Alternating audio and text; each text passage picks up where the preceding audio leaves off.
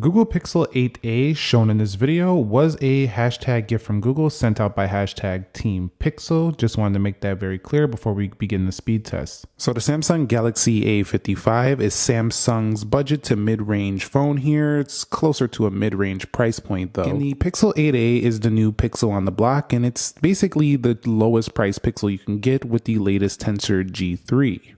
At the end of this video, you're going to find out if the all-new Pixel 8a is faster than the Samsung Galaxy A line.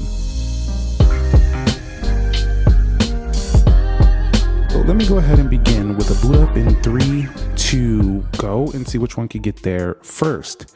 Now keep in mind, as I said in my prior test against the Apple iPhone 15, the Google Pixel is one of the fastest booting phones out there. So I do expect this to win here for the Pixel 8a, and it does by a substantial margin over the Galaxy A55. Now the Galaxy A55 does house the Exynos 1480 chipset, and there comes the A55, and it also does have itself 8 gigabytes of RAM. So does this one. The Pixel 8a has 8 gigs of RAM. So two phones with 8 gigs of RAM that don't cost more than $500. So very good options here. All right, so I want to show you some about the Galaxy A line. When the Samsung first starts up, you can see there's some noticeable lag. It just it's a little bit slow when it's getting set up. The Pixel, not so much. It's kind of ready to go right out of the box. I think I have extra dim on in here or something. It's pretty dim right now, but the Pixel is pretty smooth out the box. The Samsung Galaxy A takes a little bit longer sometimes to get things ready to go, so I usually wait a second. As you seen right there, when I swiped the notification away, it was a little bit stuttery. Both of these do have in-display fingerprint sensors, so let's go ahead and see how they perform. And you could see both of them decent. These two are not my favorite when it comes to in-display fingerprint sensor tech. I mean, they work good, but there's something about the higher end phones that just feel a little bit snappier. But you can see overall, I think the animation looks a little faster on the Pixel 8a. But let's take a look at the face unlock. And there we go for the Galaxy. You could see when it flies in, it's decent. It looks pretty good. Let's go ahead and take a look at the Pixel 8a. Pixel 8a definitely faster, a little smoother. So I definitely prefer the Pixel 8a when it comes to going into the phone. Now, generally speaking, when scrolling through these, I do feel like the One UI has definitely gotten much better, and it's pretty nice how the A series now is really smooth with a 120 Hertz and the One UI 6.1 improving animations. However, the Pixel is a cleaner, more minimal software, so I feel like it moves along just a little bit nicer than the A series. Not nicer than like a S series, but definitely a little bit smoother, runs along faster to me than the Galaxy A series. But the A series is giving you a big screen and a lot of features for around the same price. So it really is a toss up there on what you're going to want. Now, when we go into Geekbench 6 here, you'll see, let's check the clock speed. Somebody was saying that the Pixel 8a has lower clock speeds. Well, let's see if it's lower than the A series. So you can see on cluster 1, it's clocked in at 1.7 gigahertz over here, 2.05 gigahertz on the first cluster, and then cluster 2, 2.75, and then cluster 2, 2.37. So that's kind of interesting. We're going to see if that makes a difference in the actual app test. All right, guys, so here we are at the app test. You can see everything is closed out for both products, both on Android 14. Let's go into calendar. Faster on the Google Pixel 8a, swiping out. Let's go into calculator. I think on the Samsung there. Let's go into clock. I think maybe the Samsung, I could be wrong. Go ahead and call me out if I call any of these wrong. Just say which one was right on the comments. Let's go into Play Store. I think Samsung got that. Now the Samsung phone, that was faster on the right. Now the Samsung phone does give you a really large screen for this money though. Like, I'm gonna be honest with you, it feels more like you're getting a flagship body than the Pixel 8a. But the Pixel 8a feels like you're getting more flagship tech on the insides, but you're sacrificing with its actual design and body comparatively to like an 8 Pro or something. Whereas the Samsung feels quite close to its S line. So that's kind of the difference I'm feeling with these two. Both of them thicker bezels. Not a fan of either's bezels. A lot of people are talking about how thick the bezels are, and Some people say it's not a big deal, but these phones, the bezels, honestly, they look like bezels from a 2018 smartphone. That's the only reason I say it. It's not a deal breaker. It's just that, you know, there are phones that are in the same price category that have much thinner bezels. That's why I say that. It's not because I'm trying to say they're not worth it. I'd still pick up either one of these. I purchased this one, and I also purchased this one in blue. This one is a gift from Google, but definitely would purchase both. They're still great. Let's go into Jetpack and see what happens here. You'll see in the games, wow, it looks like the A is going to take this. Is the A going to take this? Yeah, this is weird. Why does this have a Tensor G3 at the Exynos phone? And somebody was asking, is it me, or is the Pixel lagging up a little bit or a little stuttery? And I have to confirm, both of these phones are can be a little choppy in certain applications. Nothing like years of past Android phones. Just some of the apps are not quite as optimized or they just don't feel like they run along. Like they can get a little choppy and scrolling in certain apps. It's not a deal breaker. It doesn't mess up like the day-to-day use of these. It's just kind of like not like enjoyable comparatively to like a flagship phone. Again, these aren't flagship priced phones, so weigh your expectations. But when you have phones like the OnePlus 12R with flagship chips at the same price point, I think I said flagship chips at the same price point, kind of makes you think. Or if you want to get like a year-old phone or a used Pixel 8 regular or something like that, you know, it's kind of like makes you think, should I or should I not?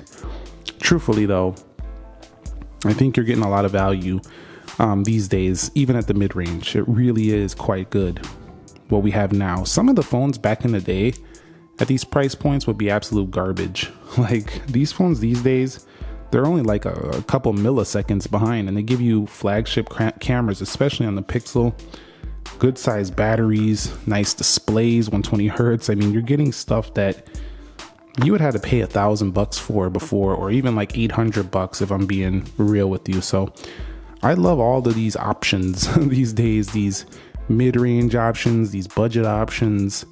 You can still get some garbage out there, but let me tell you, these two right here are not garbage phones. Let's go into PUBG Mobile. They are far from garbage. Let me tell you that.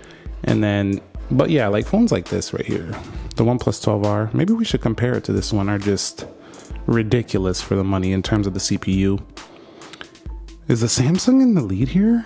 So I think this clock speed, this higher clock speed on the Samsung phone is really helping out here today. Definitely is over the Pixel. So kind of strange. All right. Unless that was doing a PUBG update, as it typically loves to do in the middle of my speed test. You'll see right here, Samsung is in the PUBG lobby first. Let me get up out of here. And you'll see, nope, it was loading up fine. Pixel 8a behind there. Ooh, so like when that came out, that didn't look so good. Not that the Samsung looks pretty on all of them either, but Pixel there. 3D Mark. Pixel there. And Geekbench. And about the same. So I would say the Samsung's higher clock speed on the couple clusters helped it out to launch these apps a little snappier, faster. The Pixel was doing great until it got to PUBG. Then it got a little bit slower, but we'll see how it stacks up in the benchmarks. All right, first though, let's go ahead and run through the applications here. Again, 8 gigs of RAM. A-line has never been my favorite for RAM management. It tends to do some choppy stuff sometimes. I do feel that, there we go, a little bit slow. I do feel, and there we go, a little slow. And I don't have the good lock enhancement on right now. Let's go to Amazon, Groupon. So it's holding them pretty well. They're just kind of slow to relaunch, as you've seen right there. Just a little bit slow there. Sometimes you got to do that on the A-line, a double tap. Again, you're not getting the best touch response time like you get on the S24 line here. So it's like you will never really care unless you've used a flagship phone. And some people will be thinking like, I'm just complaining. No, I'm giving you perspective. from somebody who uses all the phones in the market. The A line is very acceptable though. You know, I'm not mad at it. It's very acceptable. It performs like a flagship phone of like maybe 2-3 years ago, but definitely for everything you're getting, it's decent. So let's go ahead and check the Pixel 8a now. All right, so I expect this to be nicer on the RAM management, and so far looking quite good. What I really like about the Pixel 8a is that it's smaller than a lot of phones on the market these days. You know, a lot of phone makers are launching huge phones. If you want a more compact kind of size, while this is not a mini phone, it's about like an iPhone 15. It's got that lighter feel, compact feel. It's quite nice. If you like, you know, a phone that's not huge, I really think you'll enjoy this Pixel 8a, even more so than some of the other Pixels in the lineup. So you can see Best Buy with the reload, eBay. I feel like the animations, like they look kind of good, but like they have a little bit of chop too. It's weird. They definitely look to me a little nicer than the A line, but they're a little bit less, they feel a little choppier in some situations. So this is, this was kind of slow on the A line, but this was needs a little bit more optimization. So neither were like amazing here, but they both did okay. All right, so somebody requested a quick internet browser test, so I'm gonna put that in the speed test. By the way, do you hear that? The Pixel 8a has some really good haptics. Just wanted to let that be known. Let's hit go, Samsung.com, faster on the left, and let's go ahead and scroll through. And you can see both pretty good. What about the zoom? Not bad. So let's go ahead and go to Google Store now. All right, so let's go to the Google Store, 3, 2, go. And the Samsung launched that one first. There's the Pixel 8a and all its green aloe glory. I absolutely love that color. That color Pixel is amazing. Let's go ahead and go through here. And you can see the Pixel 8, 8a, and you can see pretty smooth on both phones. So neither are going to be a real big issue with the browsing. They're both going to be pretty nice there. Although if you do a lot of web browsing, you'll like the larger screen and the wider kind of feel of the A line. It's going to be a better browser, I would say. All right, so these benchmarks took what seems like forever, but they're finally in. And you can see the Pixel benchmarks higher in the single and multi-core score. So that was interesting because in the actual test, the A was opening a couple of apps open first. You can see right here, not even close to some flagships. As always, is check the camera launch time. So let's go ahead and see what happens. And that was hard to see. What was the difference? Didn't seem like much at all.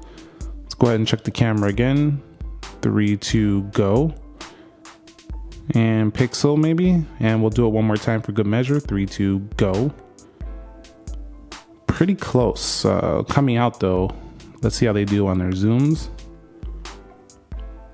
Definitely the Pixel a little smoother on the zoom.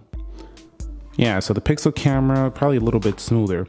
Overall, wrapping it up, I do feel like the Pixel, based on the benchmarks and just kind of the software, is a little faster for sure. The A line gives you like a nice premium feel, but you got to sacrifice with the processor.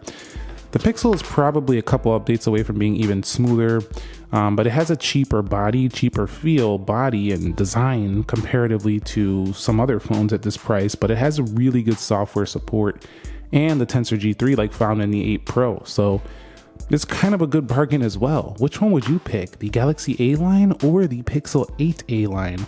Drop a comment down below and let me know what else you want to see. I have planned the Nothing Phone series, maybe even the S24, see how that does next to the Pixel 8a, and even maybe the 12R, maybe a couple more iPhone comparisons. Let me know your thoughts down below. I'm just excited to see how these phones perform next to the latest 8a.